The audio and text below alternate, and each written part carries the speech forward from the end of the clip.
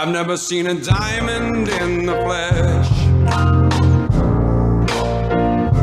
I cut my teeth on wedding rings. Dude, that's pretty cool. Man, that is a sad clown. Dude, that's pretty good. This is The Gloom, bringing you weekly interviews with F3 Omaha packs, exploring their F3 experiences and finding those sticky elements that create the glue in the gloom.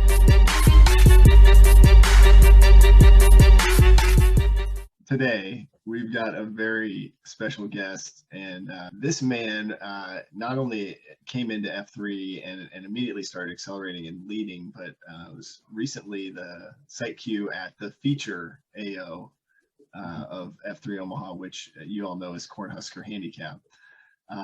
I have been just recently amazed by some of his COTs and just the passion that he continues to bring to the workouts and just to his interactions with folks. And so Two Step is our guest on today's show. And as we always do, Two Step, I think would love to hear from you. What's the background? What was that first workout? Who EH'd you? You know, if it was Pony on the Q, we know it was probably an easy workout, but give us some of the history there. And then how did you get the name Two Step? Would love to hear. All right. Well, thanks. I appreciate you having me on. What an honor. It's a great opportunity for me to share a little bit about myself and what this means. It's great to see you, both of you guys as well. So I was a runner before I came into F3 quite a bit. You may not recognize that in me anymore if you see me in the gloom. Because I've lost a step or two or quite a few. You could maybe consider just calling me One Step now, because I've lost so many of them. I mean, previously, I ran a lot, and it was mostly in the gloom in the mornings. I ran the Boston Marathon just before, like in, what was it, 2017, and that was kind of a major accomplishment for me. I kind of thought, this is going to be the peak. This is going to be the end all be all for me. And I'll probably just run marathons the rest of my life and everything like that. I was really happy with my qualifying time to get in there to be able to do that. But, you know, after some time there, running by myself in the gloom after an injury or two kind of set me back, and my pace suffered from that. And then just kind of a little bit of, I don't know, loneliness. I had gotten burned out on my running scheme and everything. And I had started running trying to get back up into shape. I started running with a friend of mine from work who also lives in the neighborhood. We would run together and meet and go for our jogs. And there were a few times that he and I were running to meet, and I would see Sean Conway passing on the street at what would it have been, like 6:30 in the morning, 6:20, 6:30, he was driving west down our street. And so we were like, what the heck is Sean Conway doing over here in Dundee this early in the morning on a Thursday, right?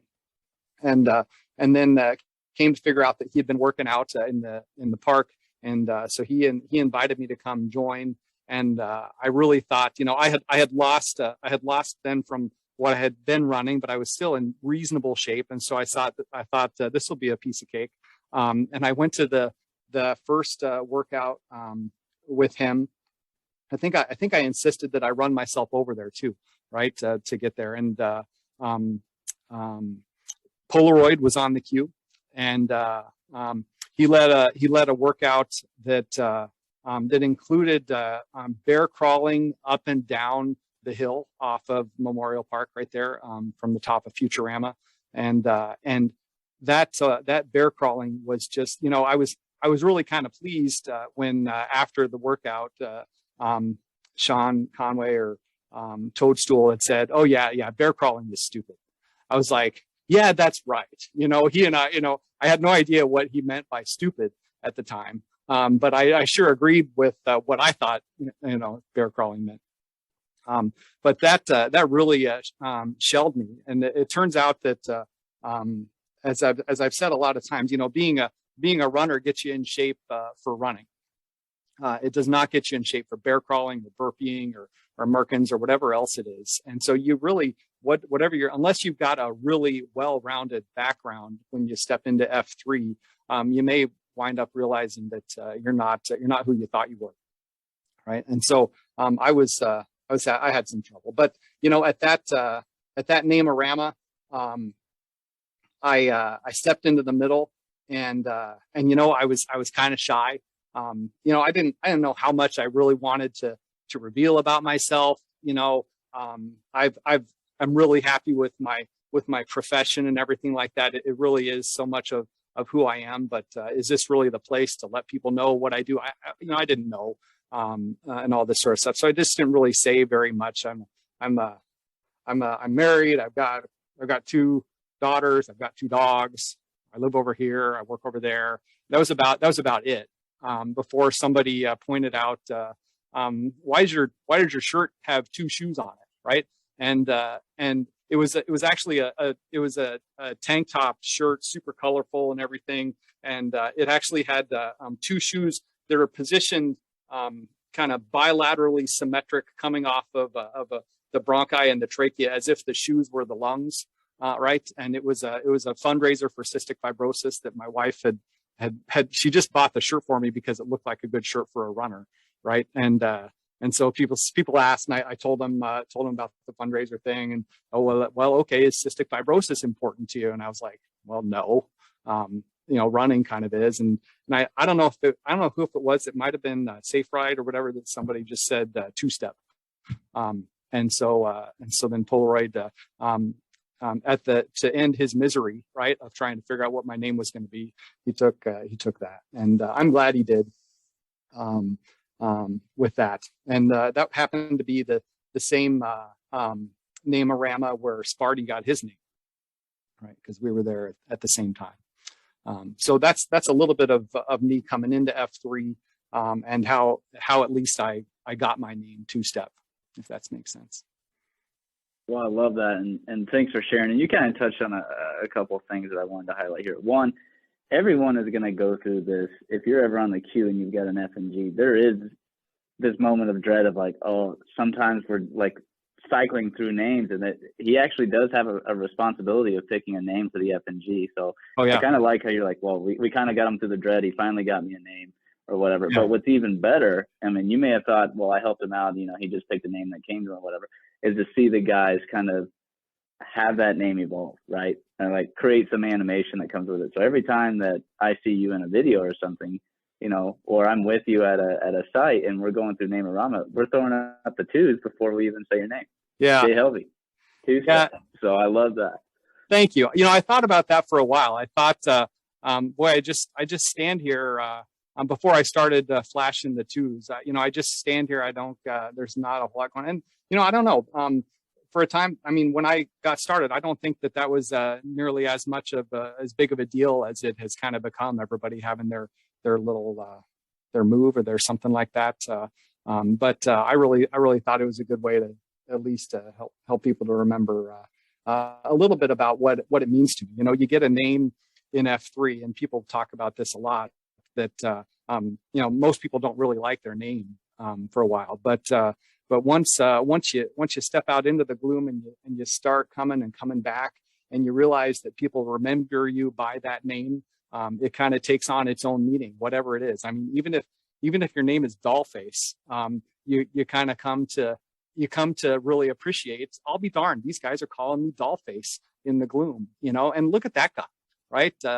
Look at how much he's really embraced that. And I think that's just the perfect example of what your name kind of becomes to mean with the identity that you assume when you start posting in the gloom like that. You've gotten to this point where you've got a name, you're talking about coming back and taking some ownership in that name, I guess. Following that first workout, was it, something you instantaneously fell in love with? Did you have to get dragged back out by Toadstool? I guess, how did those next few posts go for you there, the next few months? Oh, sure. For F3 and my feelings toward it, I thought, yeah, this is really cool. There's a bunch of guys there, and And there was that one guy with the just incredible infectious smile. What was his name? Tater Tot, was that? I mean, he just, the way that guy smiles at you, it makes you want to come back again, you know? And so I was like, for sure, I'll come back again. So I came back a week later, right? Cause I was still, you know, I was still like, I'm not done running. So I would still run in the morning, and I ran with that buddy of mine, and I came back a week later, room service was on the queue, and he had some coupons, and I thought, well, this is stupid also, isn't it? You know, Toadstool. And boy, that one there, I ran to and from. I ran to that workout, and I asked Swinger to give me a ride home, because I think I didn't realize what spilling Merlot meant. But I was about to do it, you know, because again, I was not in shape for putting putting coupons over my head and all this sort of stupid stuff. But still, it's like, it's cool to have, to see some guys in the morning or whatever. But then, you know, after that, I really, as I hadn't said, you know, I hadn't consciously said I'm not coming back or anything like that, but I was still interested in running, and I was trying to, you know, I was even building that relationship with that buddy of mine that I ran with in the mornings. And he and I also were, he'd always been a bicycle rider. So I had just gotten a bicycle also to try to ride the bikes with him. And if you're going to ride bikes, that's probably when you're going to do that, is in the morning also. But as we'd go on our runs or our bike rides or whatever, I'd see, there was a couple times, I think, you know, even on Thursday mornings when it's right there in my neighborhood, I think I saw Smash Mouth pre-running right before going to when we went for an earlier run and stuff like that. So I knew it was still going, and I told Ted Donlinger about it when we were on our market to market trip. So that would have been in, like, I don't know, no, not on our market to market trip. We were doing like a training run for our market to market team, right? And so that would have probably been in like late August or early September or something like that. And I told Ted Donlinger all about it, because he was big in Loveland Elementary School, you know, and I knew that there were a bunch of Loveland dads that were in F3. And so Ted, after I described it to him, he started showing up. And I think he even gave me credit for EH&M, although I didn't know what EH meant. But he started coming. And then by the time we did get to the market to market relay race, Ted had been going several times, right? And when I realized Ted was going, and it'd be an opportunity to work out with him also in the morning and everything, and how he just explained how much fun he was having, I decided I'd make a more serious effort to get into F3. And so it was really, I kind of not knowing it, EH'd Ted Donlinger, and then he kind of EH'd me back into it. And so there was actually a little bit of a gap there of 6 weeks, couple months, where I didn't go to another F3 workout before, I think it was early October, when I really started coming back. And I have so many thoughts going through my mind right now, as I was on my other screen, just did a search on Twitter for FNG two-step. And if you do that, you'll actually find the Namerama video from August 15th of 2019. And that shirt, first of all, Muscle Beach, right? I mean, it's obnoxious. Yeah. But it's awesome. You know, I wonder, because a couple things that I know off the bat when I think of two-step. I think you were one of the first guys to really build your kind of call sign and your name into a COT and really give that this meaning. I remember this COT like it was yesterday, where you said, when I hold up these two fingers, it's because I see you. And that, I don't know, that still hits home with me, because guys so often just want to be seen. Oh yeah. I love that's, thanks for mentioning that. And I've repeated kind of what I said in that COT. I think I said it again in the on your own but not alone sort of things or whatever. But I don't know. I'm kind of happy about it, you know. So I take whatever opportunity I can to kind of remind people that when I do hold up, right, when I do hold up the two fingers, it can mean a lot of things to me. You know, sometimes it means better make it a double. Sometimes it means, okay, fine, I'll have 2 burgers, or something like that. Sometimes it means peace, right? Because I'm kind of a pacifist at heart. But then, and all those sorts of things that I can say about what that could mean. But then when I wave people just my 2 fingers in the gloom, and then they wave it back to me. We're both giving each other that sign, of my eyes are here, and it's kind of like I'm pointing my eyes at you, and you're pointing your eyes back at me, and I see you, and I understand what you're doing here. I know why you're out here at 5:30 in the morning doing this, and you see that in me also. And so when we wave at each other, that's kind of what we're acknowledging in each other. And so that's something that I think is really from a I don't know, it wasn't a dumb name, but it was a name that really didn't have that much to do with me and my personality or anything like that when I got it. Thanks, Polaroid. But it has really kind of come to have that. And so I love, I just love walking around and having so many people give me a little peace sign. The other thing that just comes to mind is you mentioned your first step, right? And so runner, already accelerating, had a routine, had some things that you enjoyed doing, but you mentioned, some aspects of maybe loneliness or just that feeling of wanting to connect, and then also this element of like wanting to be seen, just as a man and in your community. And I wonder, where have you kind of seen yourself grow in that second F in some of those relationships? Has F3 helped you with that, or what would you say reflecting on that? Tremendously. I've been learning in a number of ways how a lot of the struggles that dudes have in midlife or whatever it is that we're at is having left our childhood and our upbringing and everything was really so much of that evolved around school and education, right?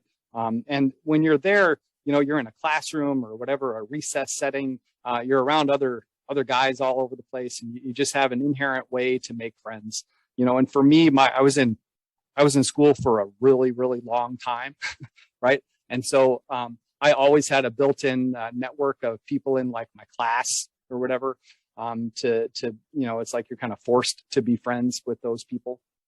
And then as I'd gotten out of my training and into the real world that maybe a lot of people otherwise would have started a lot earlier in their life than I did, when I would just go to work, and yeah, I've got friends, I've got friends from work or whatever, but we're not like forced into the same class or the setting, right? Where we're really going, to some extent we share experiences, but really it was a kind of late coming into independent life or whatever, where a lot of times the struggles, and you can talk about the differences between men and women, how they assess the struggles or how they manage them. Women do a lot more talking and socializing, and they're a lot more open and able to share things with people, with other girlfriends or whatever. Whereas dudes, there's something manly maybe about not trying to make those sort of relationships for the purpose of having a relationship. You would hide it behind, I just like drinking beer, and so that's why we'll get together, right? But F3 really has, for the first time since my training, obviously, and even more so than that, going back to college. When I was in college, I was in a fraternity. I lived in a building with 85 friends. That was a glorious time for me. I almost never, went anywhere on my own. And then since college and all that, and after training, whatever, it's like, I think I can count on one hand the number of times. Actually, I can count on one or two fingers the number of times I rode in a car with more than one other guy. Maybe I went golfing sometime, but got into F3 and did the first CSOP and the clown card from the end back to the beginning with 4 other guys in Smash Mouth's car. That was I realized sitting there, this is the first time I've been in a vehicle with more than one other guy since college. It's just amazing. And that's really a great way for guys to fend off depression, anxiety, whatever else it is having relationships. And so yeah, I feel like for the first time since I left the fraternity, that I really have that sort of a situation of being able to interact with people, with dudes. That I appreciate. Well, and that's great, and it must have obviously meant something to you, because like you come in, you get Ted brings you back. For everyone that doesn't know, Ted is Samples. Oh yeah. Samples brings you back, and you're back in the fold, and then shortly thereafter you're taking on a leadership role. Mm-hmm. I guess what went into your thought process there? Were you just feeling compelled to pick up this leadership role? Did someone thrust you into this position and you kind of hesitantly took over? To maybe complete the loop of the story from once I came back and I started coming several times a week, maybe it was 3 or 4 days a week that I would come. It was really then, I actually it took me quite a while before I led my first Q. That wasn't until right before COVID shut down. My first Q was at Elmwood on a Friday, and then I shared my little story about what my name and flashing my 2 sign means to me. And then it was I think it was the next Wednesday at Paradise, where we learned that we were going to have to shut the whole thing down. And then in the gloom of the on your own but not alone, I did that the first week a couple times, and I was kind of I was not all about it, and I realized I was already starting to lose some things when someone reached out from a small group that was meeting over at the district. And when I started going to that, realizing that these people were still going to be there, and it was a much smaller, intimate sort of a thing, I did not want to miss any day of that. That's when I started coming daily, and I really needed that, and I developed some really great bonds with the small group of guys that were doing that.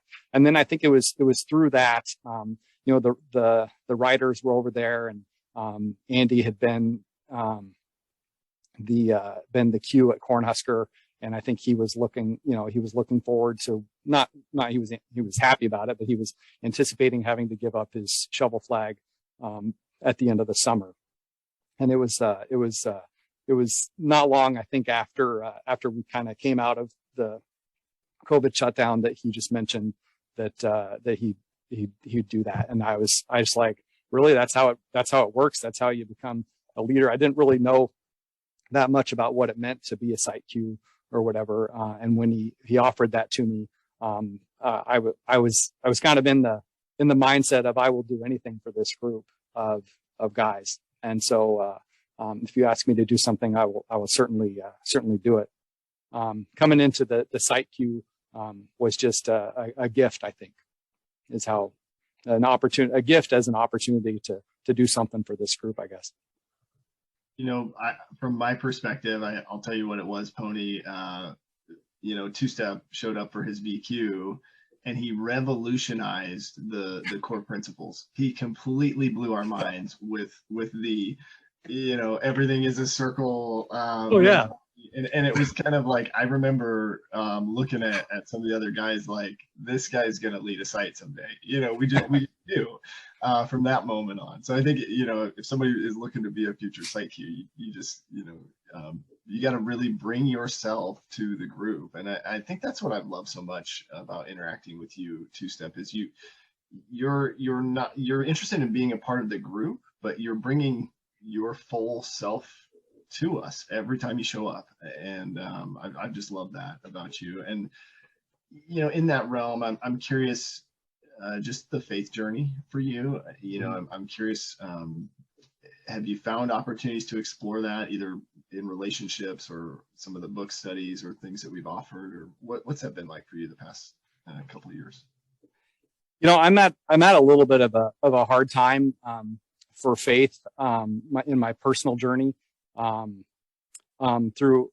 Through my life, developed a strong relationship with as a Christian is what I am, and my relationship with Christ developed really in high school when I did a lot of things through Fellowship of Christian Athletes, and that kind of guided kind of who I was then and kind of what I wanted to become in some good ways and some ways that have also kind of caused me to struggle a little bit with identity and understanding of the way the world works and all that sort of stuff. I've kind of evolved a lot of thinking in a lot of different ways that I probably shouldn't get into too much in certain settings or whatever. But it's my point in saying that is that it's been a very important part of who I am, right? My faith and my relationship right there. But there's just a lot of things going on in society, and the way that people are using my faith to do things that I don't agree with has really been hard on me. And my wife and I, we share that same sort of an early upbringing in our faith, and with some evolution in how we feel about the world, and some real dissatisfaction in our faith journeys, in the way people use Christianity in ways that we don't agree with. And so while I am at that place, I have felt like F3 has given me at least some thread to hang on to see people from all over, people that have different aspects of faith or whatever, and whatever, to at least be able to come together and share their, and pray at the end of the workout is big, and people pray into whatever faith or not religious, spiritual sort of thing that they've got, but just to come together and acknowledge that has been important for me, and I really appreciate that. I appreciate the opportunities that I've had, not lots of them that I've taken, but the opportunities that I've had to talk about that at least just a little bit with people that I otherwise wouldn't be having, outside of outside of the group. And had I not had F3, in particular, I've connected, I think, with Grills, on some things, and I love that. But my faith journey it certainly isn't. It's evolving in a lot of ways, and my wife and I talk, my M and I talk about our goals and how we kind of want our family to get back into that, and I suppose it's maybe through relationships with people in F3 where I can talk about what that means to them and what their families are doing or whatever that can maybe help us along that way, if that makes sense. But it's a big part of me. It's kind of been a little bit of a struggle, and I'm glad that I at least have some F3 brothers that I can maybe lean on a little bit for some help with that. I'm so thankful that you shared that. It's not released yet to the public, but Pony and I did a year in review, and one of the things that we identified that you can just tell a guy has either been in F3 or been around some F3 guys by the level of vulnerability that they have. And I think what's key to me is that if we're having those struggles or we're like working through those complicated things, is that we still have relationships. There's so much, it's tempting to isolate, right? When you feel like you don't know who you are, where you fit, the temptation can be to like go and isolate. But we've created this group where it's totally okay to be trying to figure it out. And it reminds me of your COT. I think I told you this, that you had talked about kind of the scientific method, and scientists set out with the goal to like disprove their hypothesis, and so we need to be testing some of our thoughts and continuing to grow in those areas. And so I hear that in your story, and it's encouraging, and hopefully other guys hear that too, that they should be asking those questions and kind of that internal struggle, because that's important. Right. And and the point that I really loved making about in that COT was that when you test your hypothesis, or when you're open to the possibility that you're wrong, right? And maybe you open up, and the potential to change the way you think about something. And if your testing of your hypothesis reveals a truth to you, right? And maybe that shows even that you were wrong in the first place. How glorious is that to no longer be wrong, to know what the truth actually is? Isn't that cool? It's like, I had to change my mind, but thank God I did, because there's a real release there, when you realize that you've been wrong about something for a long time, and living in the truth is better. I don't know. That's the idea. That's awesome.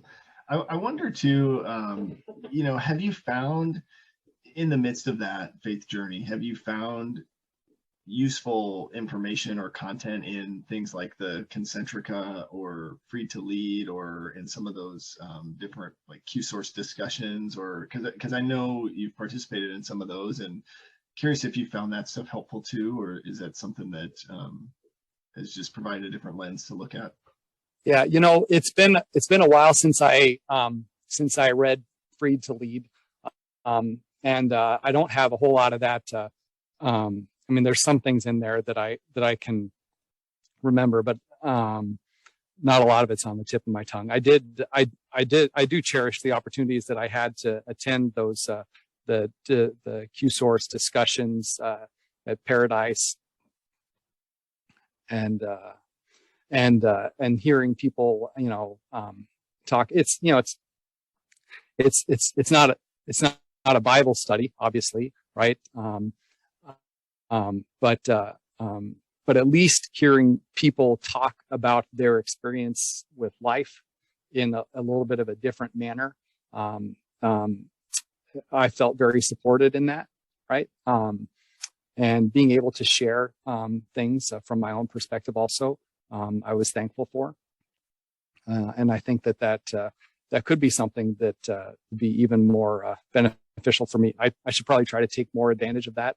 It doesn't work out in my schedule very well during the school year and everything like that, to not go back home right after the beatdowns, and so I haven't been able to really participate as much as I'd like.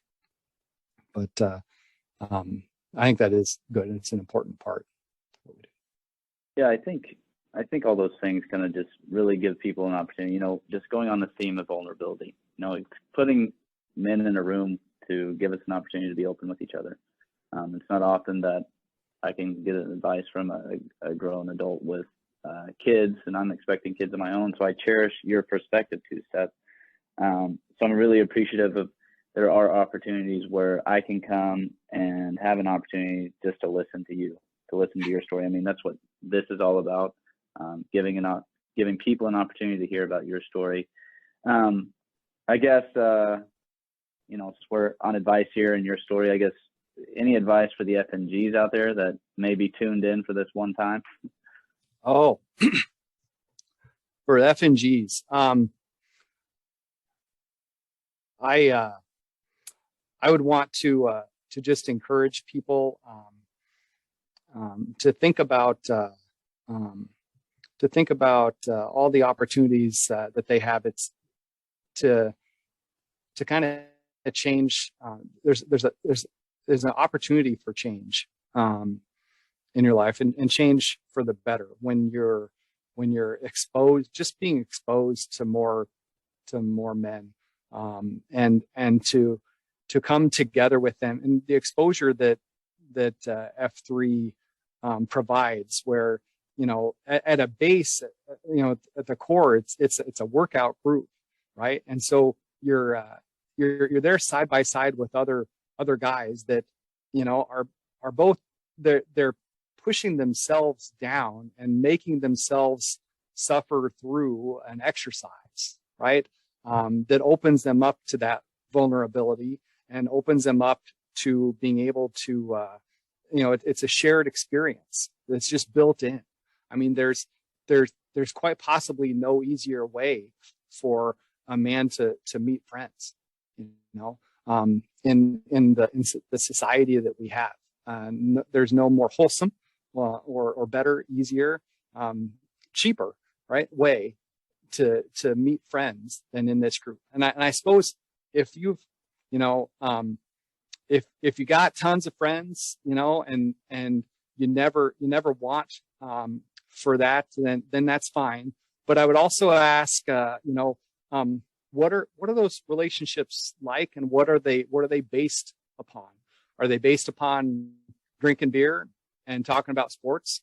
Because when you get together with guys to drink beer and talk about sports, you're not talking about your work life. You're not talking about other things that maybe are if you can believe it, there are things more important in the world than sports. How are things going with the family and the kids, and how do you really see yourself, and are you happy, and all this sort of stuff. And it's in the gloom and in this group and the opportunities that it has for you to really meet people and develop relationships that can keep you from depression, that can at least help you anyway, from depression, anxiety, addictions, all sorts of things that are just healthy and helpful. And so I would just offer whatever encouragement I have to people to come back a few times, come back and get that feel, after your 6th or 8th time, when you realize these people know my nickname, and I'll be damned, I know their nicknames too. And I know what they're doing out here in the gloom. Once you get in, and realize what the opportunity it provides, it can become a really important part of your life. Man, I love that. I'm so appreciative that you were willing to be open like that. That's a lot to take in, but it's all really good stuff. And I hope that, this does find an FNG, or maybe even a PAX member who's just been coming around those maybe 5 times, and he's getting to 6 to 8 times, and he's right on the cusp of, experiencing what you're talking about, because those are true feelings, right? You get to this point where you finally say, okay, well, I am accepted here. I can be myself. There's plenty of opportunities for me to learn, to continue, and to grow here. I just want to briefly circle back to what you and Blake were talking about, the scientific method and testing yourself, right? You're putting yourself in this position of, what we like to say is acceleration. We're not in a stagnant position. We're testing our limits. We're testing ourselves. I guess, is there anything in your life right now that you are testing or trying to accelerate in that we could possibly offer you some encouragement if we see you out in the gloom? Anything like that? Yeah. I've